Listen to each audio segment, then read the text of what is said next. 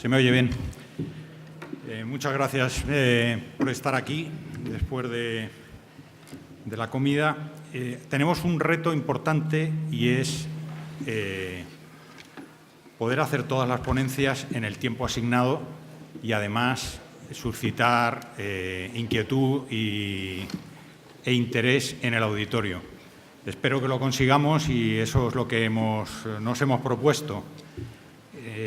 Desde luego, es imposible navegar hacia el futuro, que es el lema de este congreso, sin aplicar o sin hablar de I+D+I, ese palabra un poco que nos suena casi a subvención, pero yo creo que hay mucho más detrás de todo eso, ¿no? Y creo que esta tarde conseguiremos cada uno de los ponentes enseñar un poquito de lo que se está haciendo y de lo que está por venir. Paso directamente y de forma rápida. Tenemos a José de Lara, que será el primer ponente, natural de Cartagena, asunto importante, ingeniero naval y vicepresidente primero del Clúster Marítimo Español, el nuevo decano del Colegio Oficial de Ingenieros Navales y Oceánicos de España y presidente de la Asociación de Ingenieros Navales y Oceánicos de España. En segundo lugar, intervendrá Eduardo Valguerías Guerra, con descubrimiento y despliegue. Es biólogo marino, licenciado en Ciencias Biológicas y doctor honoris causa por la Universidad de Cádiz en el 2018. Ha participado como jefe investigador en algunos proyectos. Ha sido subdirector general de investigación del IEO y actualmente, desde el 2010, es director del Instituto Español de Oceanografía. Don Manuel Moreu, yo creo que muy conocido por todos aquí. El título es Descarbonización y potencial energético de nuestros océanos. Va a ser importante sintetizar todo lo que en I+D se está haciendo aquí.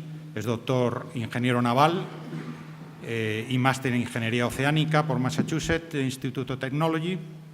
Es consejero de Iberdrola y de Tubacex y profesor en distintos másters. Y bueno, pues espero que su ponencia nos aclare algunas ideas al respecto. Posteriormente intervendrá don Alejandro Zorzo, es ingeniero naval, ha pasado por puestos de responsabilidad en Pullmantur y actualmente, en algún máster, y actualmente responsable en el mercado marítimo español de ABB, perteneciente a varios grupos a nivel mundial dentro de ABB. Y por último, don Donato Martínez, con transformación digital y astilleros del futuro. Es ingeniero naval también y ha realizado el programa de desarrollo de directivos por el EOI. Ha realizado toda su trayectoria profesional en Navantia, participando en el 2009 como gerente de proyecto del submarino S-80 para la Armada Española y en distintos programas como reforma del programa de destructores AWD. Y actualmente es director de Tecnología y Transformación Digital de Navantia y miembro del Comité de Dirección Corporativa. Así que, sin más preámbulos, le doy la palabra a don José Lara. Muchas veces nos hemos encontrado, tenemos una Agencia Europea del Espacio, en la que, el mundo del espacio ha estado mimado, ¿no? Siempre nos quejábamos en CEDETI, oye, ¿por qué hay un programa especial de fondos para el espacio, ¿no? Pero ahora, el espacio exterior, ¿por qué no hablamos del espacio interior, ¿no? Porque si nos fijamos un poco, nos damos cuenta de que tenemos la mayor fuente de recursos que hay en este planeta, ¿no? Y estamos hablando del espacio interior, de los océanos. Es muy importante. El Gobierno de España se ha dado cuenta. El 8 de febrero el Consejo de Ministros estableció como las 3 prioridades en investigación, en tecnologías transversales, la inteligencia artificial, que hoy vamos a hablar, y va a haber expertos que van a hablar de cómo aplicarla a nuestro sector, la medicina personalizada y la economía azul. Entonces, yo creo que tenemos que ser justos y darnos cuenta de que sí identifica la sociedad a nuestro sector como uno de los más importantes y sobre todo aquel sector que va a ser capaz de atender las demandas en el futuro. Evidentemente, vamos a sentar esto. Lo que nos preocupa, muchas veces cuando hablas con la gente le dices, ¿qué te preocupa? Unos dicen, bueno, el paro, otros dicen, no, me preocupa el terrorismo. No, el paro no, el terrorismo, la paz mundial me preocupa. Realmente lo que nos preocupa son nuestros hijos. Yo siempre que hablo con todo el mundo, nos preocupa nuestra familia, nuestros hijos, que dejemos un legado, un porvenir para ellos, ¿no? Realmente es lo más importante. Y la economía azul es lo que puede permitir. Pero el futuro está en nuestras manos. Por eso digo, no seamos nosotros los que vivamos de espaldas al mar, a los océanos. Seamos nosotros los que tomemos el gobierno de este buque e impulsemos la tecnología en nuestro sector, pero sobre todo la tecnología que va a ser capaz de atender la demanda mundial. Tenemos la biotecnología marina, fundamental para principios activos, para distintas medicinas, pero también, por ejemplo, tenemos la náutica recreativa, que es fundamental, y las mayores bajas que hay en España por trabajo es por estrés. O sea, necesitamos. Es el mayor centro recreativo, el mayor centro de esparcimiento, de relajación. El otro tema importante es la seguridad alimentaria. La pesca, fundamental. Aquí, por ejemplo, Nautical invierte mucho dinero, 50 aniversario, por ejemplo, para que se pueda pescar de manera sostenible y que tengamos un producto que alimente, ¿no?, a las distintas naciones, a nuestros ciudadanos. Por supuesto, sociedad y servicios, servicios críticos y servicios esenciales. La energía, el agua, el transporte. Esos servicios se producen gracias a los océanos. La sostenibilidad. El mayor regulador del cambio climático son los océanos. Es el mayor absorbedor de CO2. Es fundamental, aparte de las propias energías marinas y la energía que podemos obtener, como decíamos antes, y que también nos van a hablar los expertos que tenemos en la mesa. Y por último, la seguridad. Hoy hemos tenido una mesa muy interesante de defensa y seguridad con el AGEMA, con la presidenta Navantia. Sin seguridad, sin estabilidad, no podemos desarrollar ninguna industria. Evidentemente, la otra mano es la que tiene que poner la tecnología para hacer capaz que podamos aprovechar de manera sostenible estos recursos. Eduardo Valguería, el director de ILIO, nos va a hablar de lo que es el descubrimiento. Solo se conoce el 10% de esos recursos. Tenemos un potencial enorme de explotación. Gracias al desarrollo de la robótica, de las distintas tecnologías, vamos a poder realmente explotar, porque no olvidemos que es un entorno bastante hostil, bastante complejo, mucho más complejo que el espacio. El despliegue de estas industrias, cómo se instalan, cómo se desarrollan, cómo se mantienen, también es fundamental y la labor ahí es crítica, ¿no?, a la hora de definir tecnologías. Lo mismo que en el proceso de descarbonización, ya sea en el propio sistema de transporte, veremos distintas alternativas de combustibles, pero también en cómo obtener energías renovables que hagan posible que otros medios de generación, el mix energético, tienda más al renovable que a otros sistemas que producen emisiones de gases de efecto invernadero. Digitalización, no hay que hablar, yo creo, mucho, porque realmente estamos en un cambio de época hacia una era absolutamente digital y va a ser crítica, ¿no?, la digitalización. Si no eres digital, pues si no puedes conectarte, comunicarte, los distintos sistemas, si no hay una inteligencia artificial, un Big Data, un análisis de estos datos para una mejor explotación del recurso, pues evidentemente estaremos fuera de lo que es el mercado. Y el último punto, el mundo marítimo, como lo conocemos hoy en día, va a cambiar radicalmente. El tema de los drones, los buques autónomos, los robots, que pueden explotar recursos, pero también pueden ayudar a los procesos de fabricación, van a cambiar los astilleros en este sentido, van a ser mucho más competitivos. Es otra de las líneas fundamentales en las que tenemos que poner un esfuerzo y una atención.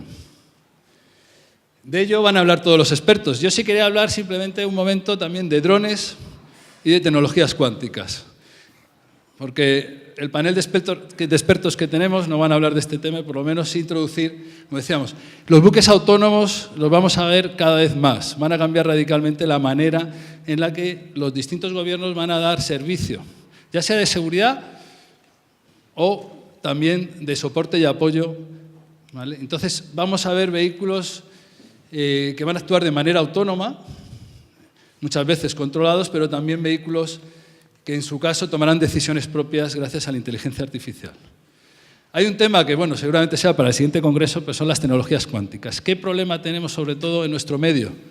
Bueno, la comunicación, la transferencia de información, debido a las altas presiones, debido, ¿no?, a la propia turbidez del medio, a la propia densidad del medio, la comunicación es relativamente, o sea, es muy compleja.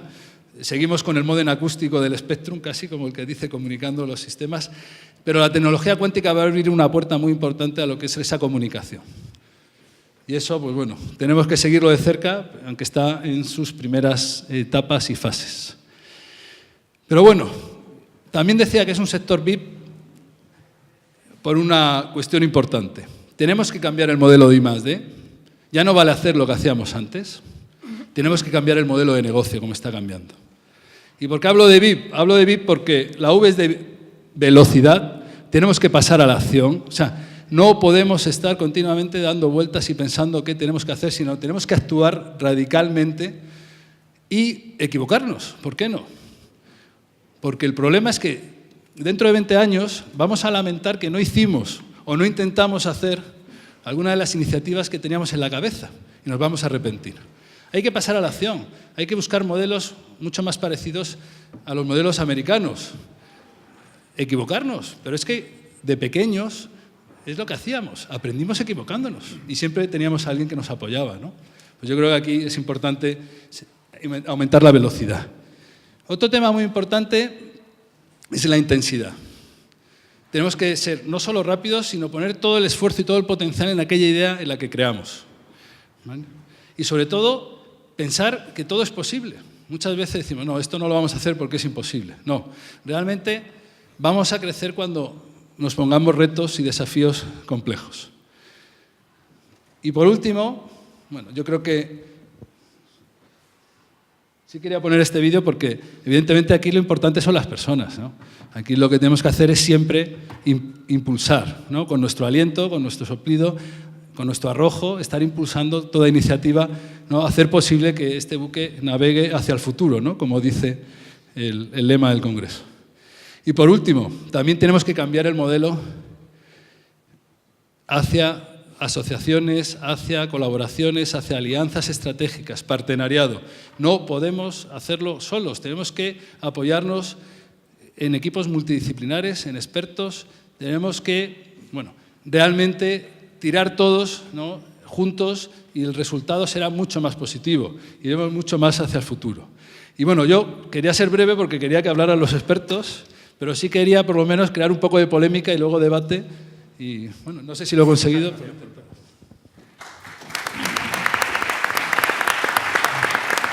Muchas gracias. Perfecto, pues Eduardo Alguerías, adelante. Bueno, lo primero, darle las gracias a la organización por invitarme a dar esta charla. Y lo segundo, decirles que el título de mi charla no es cosecha propia, fue propuesto por Pepe Lara. Realmente no entiendo muy bien qué quiere decir, pero he intentado interpretarlo. Espero haberlo hecho correctamente. Bueno, unas breves pinceladas sobre el océano, que seguro que ustedes lo conocen perfectamente, todo lo que voy a contar, pero que a mí me parece importante. Primero, no existen varios océanos, es un océano único. Está todo unido, interrelacionado. Lo que ocurra en un lugar remoto del océano puede tener efectos sobre otro lugar muy apartado del mismo océano. Y de hecho, ya el European Marine Board ha propuesto que haya una sola definición de océano global, que no se hable de los distintos océanos como hasta ahora. Segundo, ocupa la mayor parte de la superficie terrestre, eso lo saben también todos ustedes, pero en volumen es muchísimo más la proporción que ocupa las masas oceánicas. Hay otra serie de características importantes, por lo menos desde el punto de vista de un biólogo como yo, y es que alberga el 25% de la biodiversidad en términos numéricos. No estamos hablando de biomasa, probablemente en términos de biomasa ocupa muchísimo más, y eso tiene que ver con los recursos de los que ha comentado antes Pepe. Y lo que es curioso, hasta ahora solo el 5% de la actividad económica se está desarrollando en el 70% de la superficie del planeta, es decir, que el 95% de la actividad económica y la actividad humana se desarrolla en tierra. ¿Qué quiere decir eso? Los recursos terrestres, todos sabemos que están al límite, tenemos la ocupación total. Oíamos hablar ayer o antes de ayer de que de las 8 millones de especies estimadas que existen en el planeta, 1 millón están en grave peligro de extinción, y resulta que el futuro de la humanidad probablemente está en el océano. Probablemente no, casi seguro. Y tenemos un problema grave, y es que solo conocemos aproximadamente el 10% de todo este inmenso espacio. Y además que lo que conocemos está confinado a la zona económica exclusiva, lo que es la plataforma, el talud y algunas partes de las llanuras abisales y algunas partes de las dorsales oceánicas. En esta situación, bueno, esta transparencia era simplemente para decirle que no España, el hombre ha vivido, yo creo, de espaldas al mar siempre, que la oceanografía como ciencia se inició en el siglo XIX de una manera más o menos organizada, que en el siglo XX es cuando realmente se organizó la ciencia oceanográfica, que se crearon las grandes sociedades científicas, y además para dar respuesta a problemas que tenía la humanidad con respecto a la explotación de los recursos, y en concreto los pesqueros. Los pescadores eran prácticamente los únicos usufructuarios de los bienes y servicios que ofrece el mar. Esto ha ido evolucionando de los usos tradicionales, más o menos importantes. Existen una serie de actividades emergentes que todos ustedes conocen, y eso empieza a plantear conflictos en la mar. Conflictos de sobreexplotación, conflictos de ocupación del espacio, conflictos sobre los recursos explotados o efectos de determinados tipos de explotaciones sobre los recursos, lo cual ha dado lugar a que se vayan tomando una serie de iniciativas internacionales. ¿Por qué? Sabéis todos que más allá de las zonas económicas exclusivas no existe una jurisdicción nacional. Naciones Unidas no se pone de acuerdo sobre cómo debe ser la gobernanza del mar más allá de los límites de las aguas jurisdiccionales. Ahora precisamente están hablando de esto y probablemente, creo que este año, hay que llegar a algún tipo de acuerdo. Por lo que yo sé, va a ser un acuerdo muy laxo, muy poco comprometido. Y lo que nos van diciendo todas esta serie de iniciativas es que hay que ser responsable de la explotación de los recursos, hay que llegar a lo que se denomina la sostenibilidad, esa palabra que está tan de moda actualmente. Pero la sostenibilidad entendida en sus 3 pilares, que es la sostenibilidad social, la económica y la ambiental, en igualdad de condiciones. Eso plantea un reto para la investigación. Todas estas son políticas que afectan a la investigación marina, en el caso concreto de España. Las que están en rojo pues son las más, importantes, pero todas estas están determinando las directrices, las prioridades de investigación, las orientaciones de la investigación marina. Y tenemos la componente que también ha mencionado Pepe de la economía azul. La economía azul surge como una necesidad de lo que hablábamos antes. La humanidad tiene que buscar recursos en otros sitios y el que tiene más próximo es el mar. Todas las organizaciones internacionales, países, están desarrollando sus estrategias de economía azul. La Unión Europea tiene la suya propia, que es el crecimiento azul, y que lo que pretende es desarrollar estos sectores económicos: la acuicultura, el turismo costero, la biotecnología marina, la energía oceánica y la minería. Bueno, de manera, supongo yo, que asimétrica, porque no tendría sentido, por ejemplo, pues el desarrollar el turismo costero más de lo que está en España, pero habrá otros países de la Unión que sí lo precisan. Y pone una serie pues, de condiciones para asegurar que este desarrollo sea conforme a los objetivos de sostenibilidad, ¿no? Y basado siempre en el mejor conocimiento científico. Es decir, se traslada a la ciencia una responsabilidad que no habíamos tenido nunca anteriormente. Cualquier decisión sobre la gobernanza de los mares tiene que estar basada en el conocimiento científico. Un conocimiento que, como hemos visto en la primera transparencia, es todavía muy escaso, ¿no? Llegamos a un modelo, es lo más reciente dentro de los reglamentos o de las directivas de la Unión Europea, que es el de la planificación espacial marítima. La planificación espacial marítima nos va a obligar para el año 2020 tener una planificación del uso de los espacios marítimos de los Estados miembros.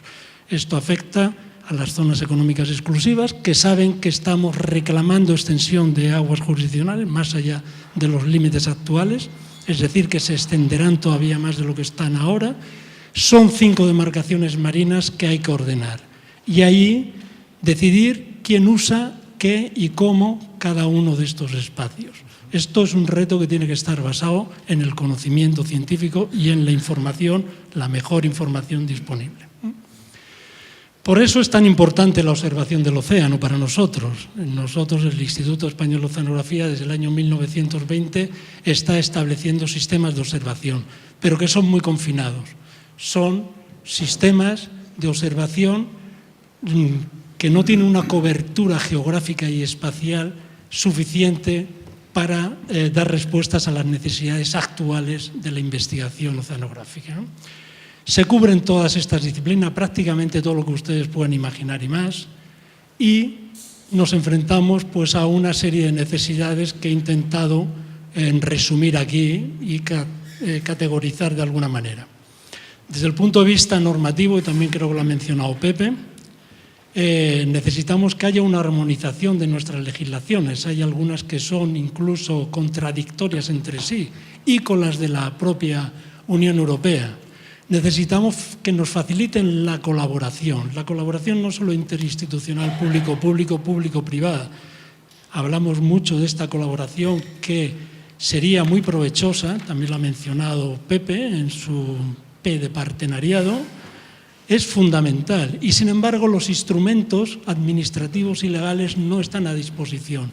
Es absolutamente imposible conveniar o dificilísimo con una empresa privada para hacer determinados tipos de trabajos de investigación.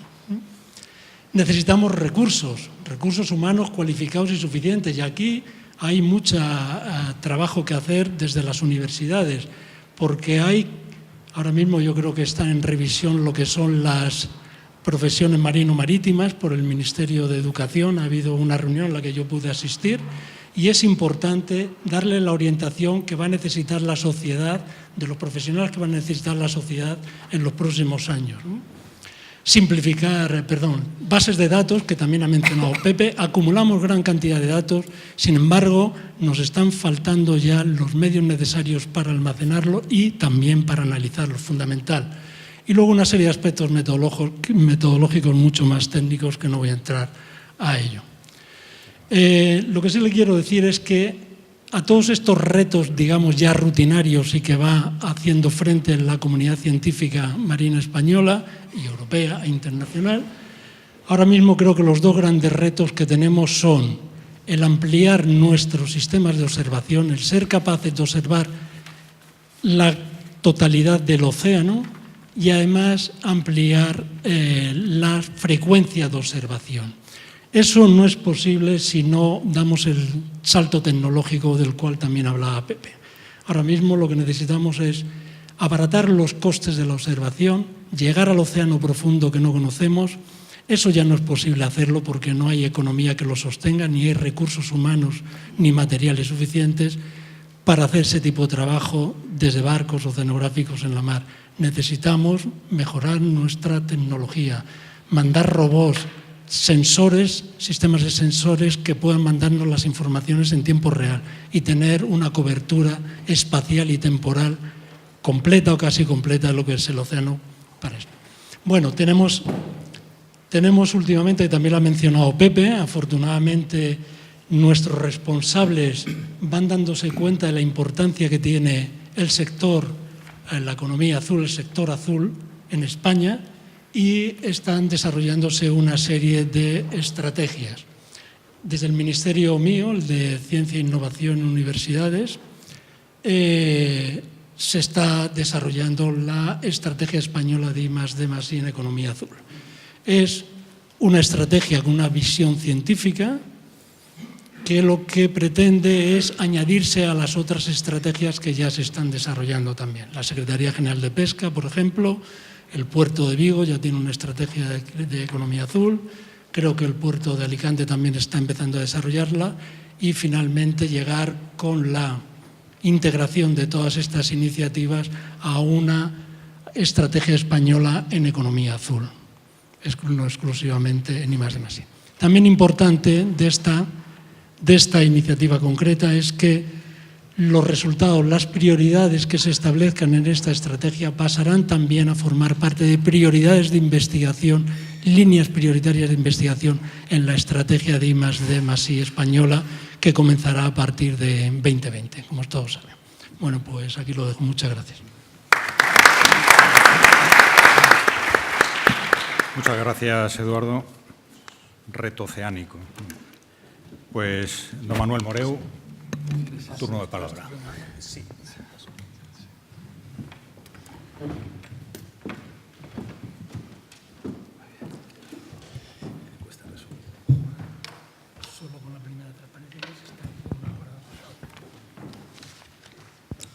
Buenas tardes. La verdad es que el tema que me han pasado es un tema, yo diría que doble, ¿no? Es decir, la descarbonización es un tema per se, más que para esta presentación, y por supuesto el potencial energético de los océanos, pues también. El moderador, en la charla previa que nos dio, pues no se comportó como moderador, sino como un anarquista, y nos dijo que buscáramos la temática que pudiera suscitar preguntas, porque lo importante no es lo que digamos nosotros aquí, sino lo que decís luego vosotros en las preguntas. Entonces, la verdad es que he hecho una presentación en Román Paladino, he hecho una presentación en PowerPoint, pero me gustaría dar unas pinceladas de la descarbonización y del potencial energético que luego permita suscitar preguntas, ¿no? Emitimos para conseguir la energía que necesitamos, emitimos 50.000 millones de toneladas año de CO2. En nuestro sector marítimo eso es solo un 2%, y con ese 2% somos capaces de transportar el 90% de las toneladas milla de mercancías que se transportan en el mundo. Es decir, con una eficiencia verdaderamente apabullante. Cualquier otra medida, cualquier otro transporte, incluso el eficientísimo ferrocarril, pues está a años luz de nuestra eficiencia.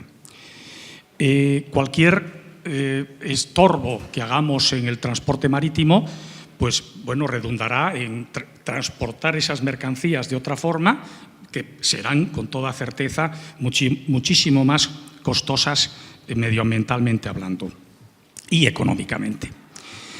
Dentro de nuestro sector marítimo vivimos cambios importantes, es decir, hicimos nuestra transformación de la vela al carbón, del carbón al petróleo, y ahora tenemos delante la apuesta del gas natural, que todos esos pasos, el del carbón al petróleo, no lo hicimos pensando en que emitíamos menos CO2, que lo emitíamos 30% menos.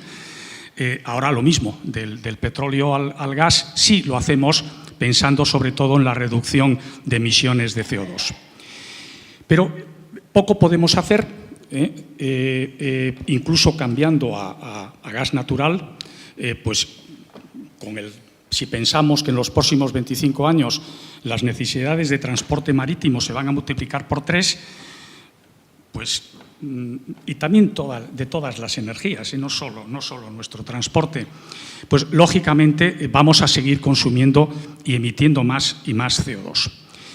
Ese CO2, bueno, es un gas de efecto invernadero, no es un contaminante, es parte de la vida, el ciclo es necesario, y a lo largo de los millones de años, 400 millones de años, ese CO2 ha tenido altibajos en función de los vulcanismos y en función de lo que la Tierra era, y el mar era capaz de retener en lo que ahora quemamos a una velocidad 50.000 veces superior a la velocidad con la que se generó esos combustibles fósiles. No nos queda más remedio que reducir la emisión de CO2 y otras muchas cosas, pero la emisión de CO2 no tanto por los grados que suponen de aumento, porque realmente los grados, bueno, no sería un problema per se. Sin embargo, la descongelación de las masas de hielo en la Antártida y en Groenlandia, pues elevarían 150 metros el nivel del mar. Es decir, Pepe, el mundo azul va a ser muchísimo más grande. Todas las ciudades van a ser islas artificiales y tendremos un transporte marítimo mucho más eficiente entre todos los centros. Es decir, que nos van a generar muchísimo más trabajo, sin ninguna duda, para nuestro sector. Pero efectivamente la población vive cerca del mar y el riesgo está ahí. ¿En qué momento se van a dar cuenta de que eso va de verdad? Porque las inercias son brutales. Es decir, cuando estamos aumentando 3 partes por millón de CO2 cada año, claro, 3 partes por millón parece mínimo, es mínimo. Pero claro, cuando nos damos cuenta que antes de la industrialización teníamos por debajo de 300 y ahora llegamos a los 400 partes por millón, bueno, pues nos damos cuenta que estamos aumentando un 5% las partes por millón de CO2 cada año. El reto, pues hay que resolverlo pues clarísimamente con la electrificación.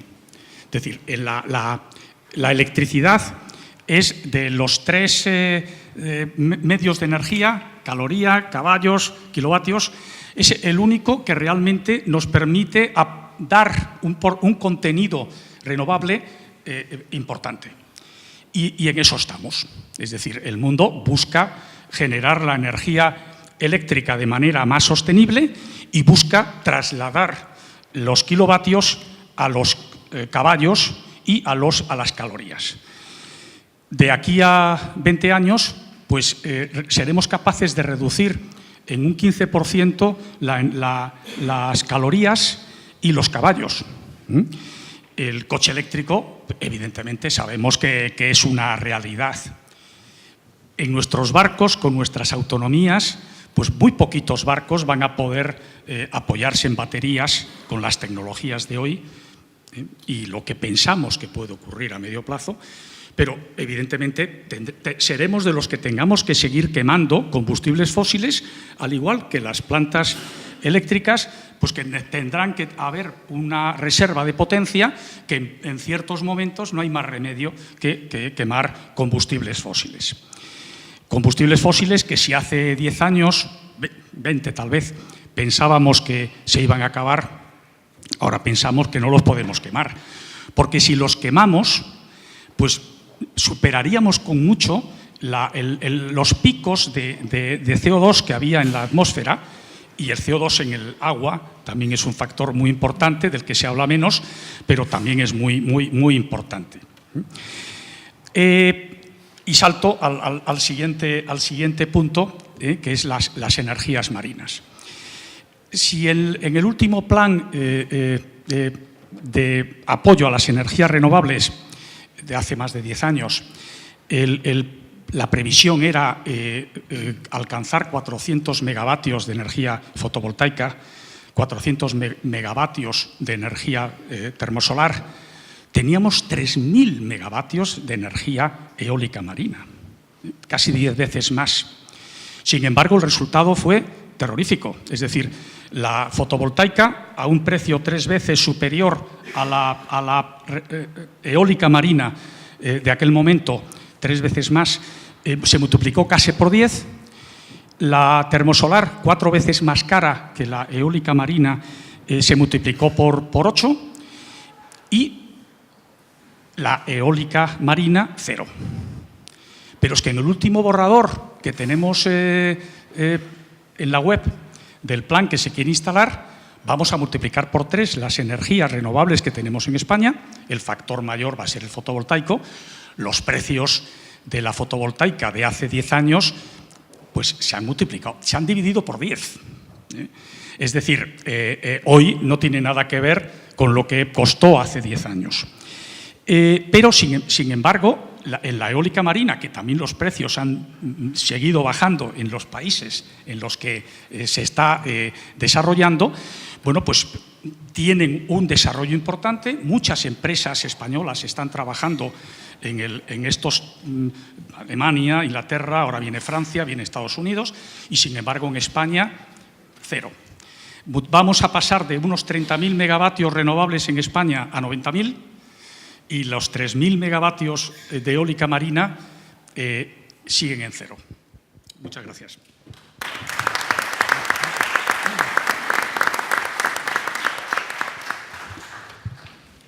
Muchas gracias, don Manuel. Aquí vamos a tener un reto de electrificación importante. Ahora nos va a hablar Alejandro Zorzo sobre robótica, automatización y transición energética en los buques. Adelante, Alejandro.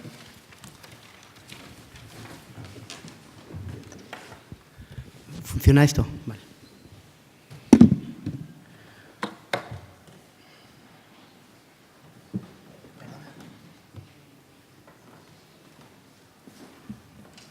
Me han dado tu presentación, Manolo. Que me han dado tu presentación. Hazla otra vez. Ya, tengo que dar. Bueno, voy a empezar. Vale, gracias. Bueno, yo tengo la sensación de lo que voy a hablar, ya han hablado durante toda la mañana. Parte de la presentación estoy casi por no darla porque ya Manolo ha hecho una magnífica presentación de la energía eléctrica a bordo de los buques, lo cual, bueno, pues me ahorra un montón de tiempo.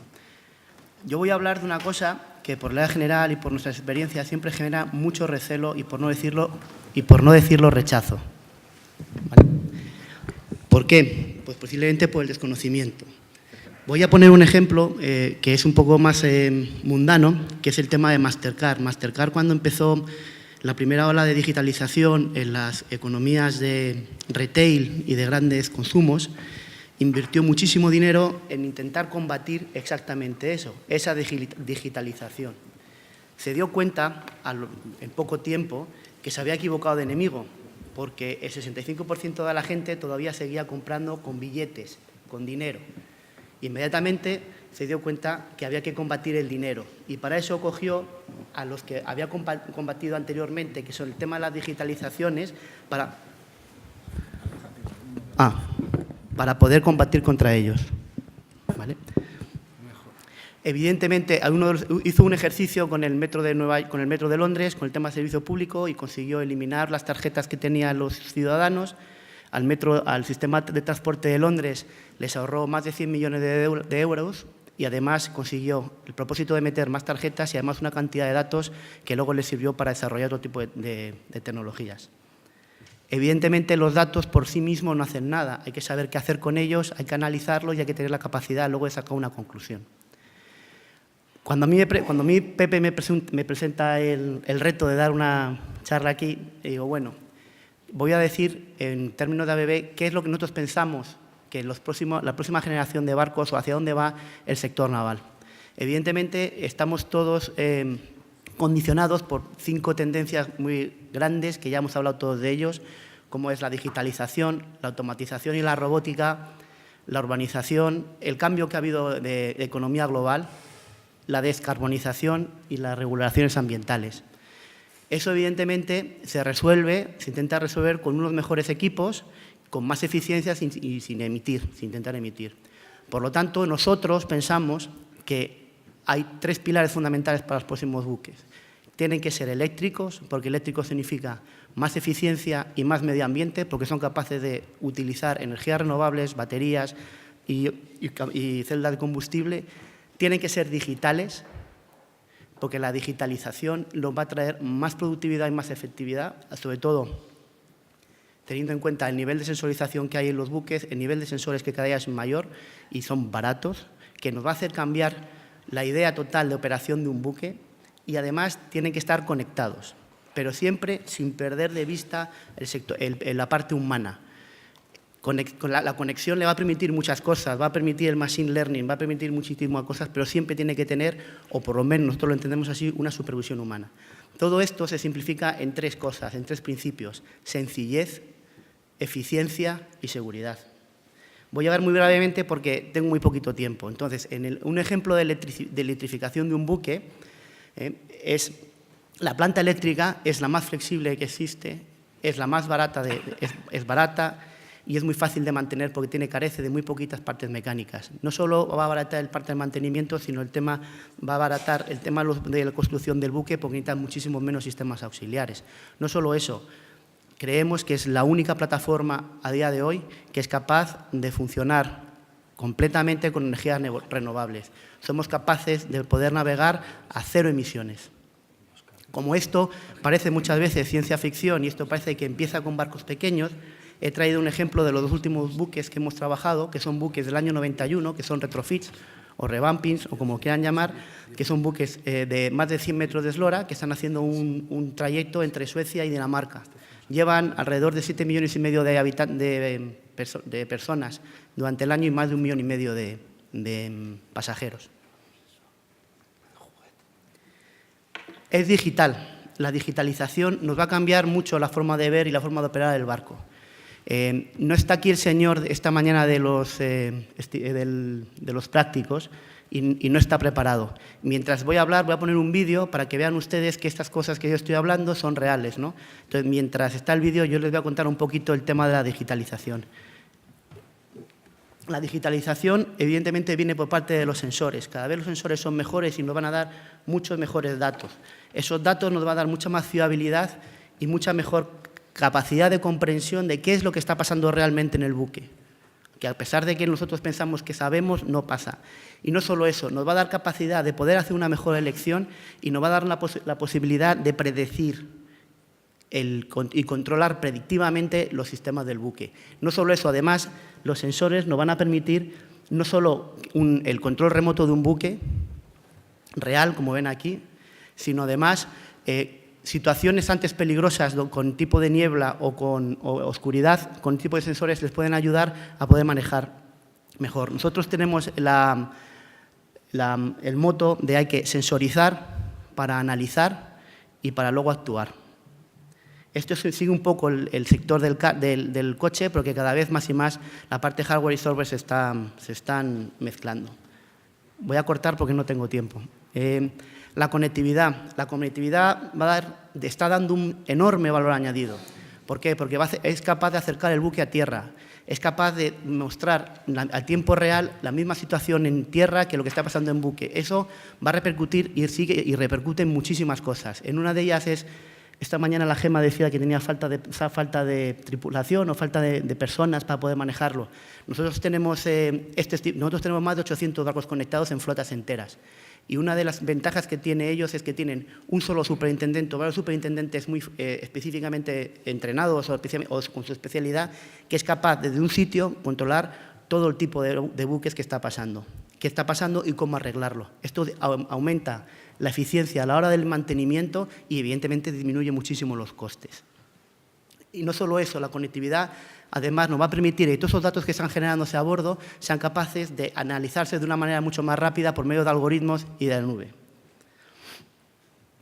Nosotros, como tenemos una experiencia, como son todas cosas son reales, que como ustedes han visto existen y funcionan de hace tiempo, nosotros hemos llegado a una conclusión de cuál es el impacto de la digitalización. El impacto de la digitalización en nuestro mundo, el mundo eléctrico, ha supuesto un 10% de la reducción de los costes de mantenimiento, un 50% de posibles ahorros de un coste de mantenimiento frente a un mantenimiento basado en la condición. Y desgraciadamente para nosotros, como compañía, nos hemos dado cuenta que al aumentar esa conectividad, el 90% de las casualties o de los problemas que hay a bordo se pueden resolver de vía remota. Eso implica además que ha disminuido nuestros servicios a bordo en un 70%, lo cual es un poco ruinoso el negocio, ¿no? Una de las cosas que yo quiero hacer ver es que hay que cambiar la manera de pensar de hacer los buques. Los buques se piensan por trocitos, cachitos. Uno hace una parte o hasta ahora, unos equipos, unos sistemas que no siempre están ligados, como el sistema de propulsión, el PMS, la automatización, la navegación, etcétera. Eso hay unos interfaces que son un poco liosos que complican bastante por regla general. Este tipo de tecnologías lo que nos permiten es integrarlos tanto vertical como longitudinalmente, lo cual da un valor añadido enorme. También Pepe me pidió que hablara de robótica y dije, bueno, la robótica en el mundo naval es muy nueva, ¿no? Estamos saliendo, por así decirlo, del cascarón. Para ABB, nosotros, eso no es para nada nuevo. El primer robot antropomorfo, que es el que están viendo ustedes ahí, se hizo en 1976. ABB tiene más de 2.500 unidades, 250.000 unidades distribuidas a todo el mundo y más de 35 familias distintas. Pero para nosotros el robot no es solo la parte mecánica. Nosotros somos el único fabricante a nivel mundial que somos capaces de generar el software, las aplicaciones, etcétera. Hemos roto, voy a ponerles un vídeo muy rápido para que vean un ejemplo que es bastante gráfico de lo que es. Hemos roto una barrera importantísima en el tema de la robótica, que es el interfase humano-robot. Ya no existe. Hemos diseñado robots de tal manera que pueden trabajar mano a mano con humano, de tal manera que si se da un golpe no pasa más que si le da un golpe a una persona humana. Luego, además, pues hemos desarrollado sensorizaciones, sistemas de control, de tal manera que los robots se hablan entre ellos y son capaces de corregirse.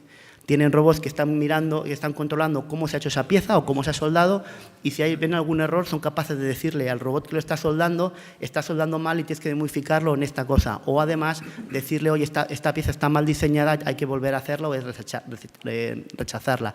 Esto al final lo que supone en producciones de masa, bueno, también se calibran. Esto supone en producciones largas una disminución de coste de un 60% por fallos en la construcción. Hay otra cosa que también han hablado hoy de ello, que es el gemelo digital. Este es el gemelo digital. Nosotros llevamos mucho tiempo trabajando con ellos a nivel de diseño y a nivel de estudio de plantas. Y hay hemos identificado tres tipos de gemelo digital. Uno que va más rápido a la realidad por motivos de mantenimiento y predicción, uno que va al mismo tiempo que la realidad con motivo de entrenamiento y de ver anomalías, y hay otros que van más despacio para poder diseñar o ajustar los diseños. Y luego, además, hay otra cosa que han hablado, que es del hidrógeno. Nosotros estamos desarrollando y llevamos desarrollando ya bastante tiempo las celdas de hidrógeno. Las celdas de hidrógeno se basan en tecnología, se basan en la capacidad de poder generar electricidad con el hidrógeno. Y esto se puede utilizar en un barco gracias a unas plataformas de distribución eléctrica en continua. Nosotros, la continua, que es una tecnología madura para nosotros, llevamos muchos años generando en continua y distribuyendo en continua. ¿Esto qué nos permite? Poder utilizar este tipo de devices, de equipos. Nosotros tenemos un acuerdo, hay ya un barco, el Miranda, en Finlandia, que tiene una celda de hidrógeno de 135 kilovatios, y nosotros hemos desarrollado una celda de 3 megavatios conjuntamente con Ballard, que estará disponible para finales de 2020, principios del 2021. Para que ustedes hagan una idea, los fabricantes de hidrógeno tienen un precio marcado de venta del hidrógeno por debajo de los $2 el kilo. Y esta celda de hidrógeno de 3 megavatios consume 65 kilos por megavatio hora. Eso significa que los 3 megavatios a mí me van a consumir 195 kilos la hora, para que se haga una idea. Voy a correr, que ya me están achuchando, me queda muy poco. Esto es gracias a que tenemos una investigación. En el ADN de ABB está la investigación y el desarrollo. Invertimos más de 1.800 millones de dólares en investigación y desarrollo, y en la parte marina tenemos más de 10 países donde lo están desarrollando, y además aprovechamos sinergias con todos los centros de desarrollo de la compañía. Conclusiones, y ya acabo. La parte digital está aquí. Nos ha cambiado la vida a nosotros como personas humanas, como humanos, como consumidores, como utilitarios, no como utilitarios, pero usuarios de todo lo que vemos a nuestro alrededor, y en la parte industrial es cada vez más presente. Lo que hay que ver, lo que es necesario, es una buena colaboración y unos buenos socios. Como bien dice Pepe, sin un buen socio, sin una buena… la digitalización o este tipo de tecnologías son imposibles de llevar, sería un fracaso. Y la tecnología, como ustedes han visto, no es un problema. Ven ustedes aquí ejemplos de tecnología maduras, hechas años y funcionando. Por eso pensamos que la próxima generación de barcos serán eléctricos, digitales y conectados. Y ahora yo, por último, me gustaría hacerle 3 preguntas nada más. ¿Cómo colaboramos? ¿Cómo lo regulamos? ¿Y cómo creamos el modelo de negocio? Muchas gracias. Muchas gracias. Muy interesante. Pues sin más dilación, Donato Martínez, Transformación Digital y Astilleros del Futuro. y a ver si nos da algo de tiempo para las preguntas. Gracias. Mi presentación va de competitividad, mercado, y estoy en la mejor situación porque tenía que haber terminado antes de empezar, con lo cual está en reglas de mercado, ¿no? Bueno, yo creo que esta mañana la presidenta ha estado contando un poco Navantia y dónde estamos. Bueno, somos una empresa que intentamos o estamos consiguiendo innovar y conseguir niveles de innovación y +D+I bastante altos, que son característicos de la industria de defensa y nos obligan a estar en la punta de lanza. Sin embargo, esto ya no es suficiente. Hoy en día las tensiones presupuestarias que hay en todos los países y los clientes hacen que tengamos que forzar la máquina y tengamos que reducir el coste de nuestros productos, el time to market, el tiempo que tardamos en hacer los productos y ponerlos en manos de nuestros clientes, y la calidad de los mismos, ¿no? Entonces, Navantia afronta un momento único en su historia, con una gran cartera y con un nivel, una capacidad de inversión bastante potente y con unos retos que nos hemos puesto muy, muy ambiciosos, ¿no?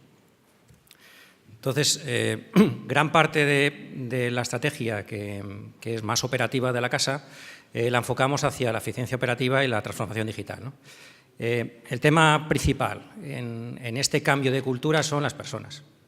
Los que conseguimos que las cosas funcionen somos las personas. Y, como decía antes Pepe, esto no va de hacerlo solos. Esto no somos capaces de movilizar este nivel de ambición para una empresa como Navantia solos, ¿no? Y necesitamos una cadena de suministro, necesitamos unas escuelas, unas universidades, necesitamos centros tecnológicos que nos ayuden a empujar, a tirar de este carro, ¿no? Por supuesto, para acelerar todo esto, pues hay que usar tecnologías, ¿no? Pero les ahorro un poquito del detalle, ¿no? 13 tecnologías que hemos seleccionado para mover nuestra cadena de valor, ¿no? Entonces, bueno, en esta escuela hay que empezar a ponerse las pilas en 13 tecnologías. Hay que empezar a aprender de qué va esto, porque mañana, si uno entra en Navantia, que estamos cogiendo gente, por cierto, hay que saber un poquito de esto. ¿De qué hablamos en Navantia durante la transformación digital? Nuevos productos, ¿vale? Autónomos e inteligentes. Si llevan propulsión eléctrica o no, Alejandro, pues ya lo veremos, ¿no? Pero tienen que ser smart y connected, ¿no? Tienen que ser inteligentes. Porque el nivel de autonomía que van requiriendo, minimizar dotaciones, etcétera, etcétera, es parte de la demanda del mercado, ¿no? ¿Qué estamos haciendo desde el punto de vista de sistemas? Pues la F-110, la futura fragata de la Armada Española, será el primer barco inalámbrico, ¿vale? Hemos descargado el barco de un 25% del cableado, simplemente metiendo tecnología inalámbrica. Cuando arrancamos hace 2 años y pico el proyecto, eso es imposible, eso no se puede hacer. Bueno, ya lo tenemos, ¿no? Y ahora toca trabajar con las empresas a que hagan sus equipos y sus comunicaciones con el barco inalámbricas, ¿no? Gran reto para la industria y será, vamos, un diferenciador claro y disruptivo dentro de los barcos, ¿no? Robótica. Ya las plantas empieza a haber menos gente capacitada y tenemos que reconvertirla en nuevas formas de trabajar, ¿no? Inversión en las plantas de Navantia para robotizarlas, ¿vale? Vamos a cambiar el modelo de fabricación de construcción naval para acercarnos a que esto se parezca a un coche. Dice, esto es imposible, como lo anterior, veremos. Fabricación aditiva, un potencial enorme.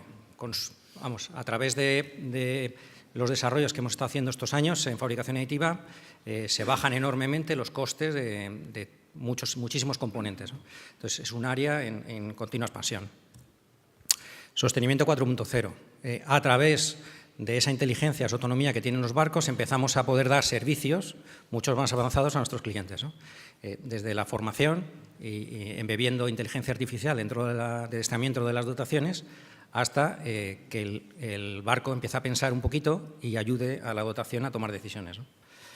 Gemelo digital va en esa línea, ¿no? Es aprovechar todo el esfuerzo que se hace en ingeniería. Una fragata puede llevar más de 1 millón de horas de ingeniería, con mucha modelización, mucha simulación, aprovecharlo para que esa inteligencia, esos modelos numéricos, vayan dentro de los servicios que se dan al cliente.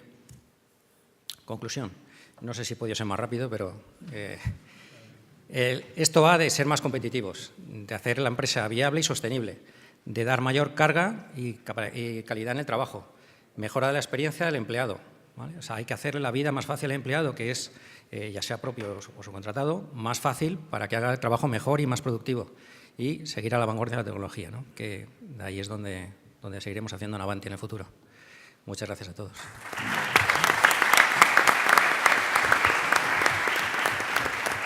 Muchísimas gracias a todos por la brevedad y por ceñirnos al horario. Yo creo que turno de preguntas. Si hay alguna inquietud, que seguro que muchas, algo específico, tenemos 1 minuto para alguna.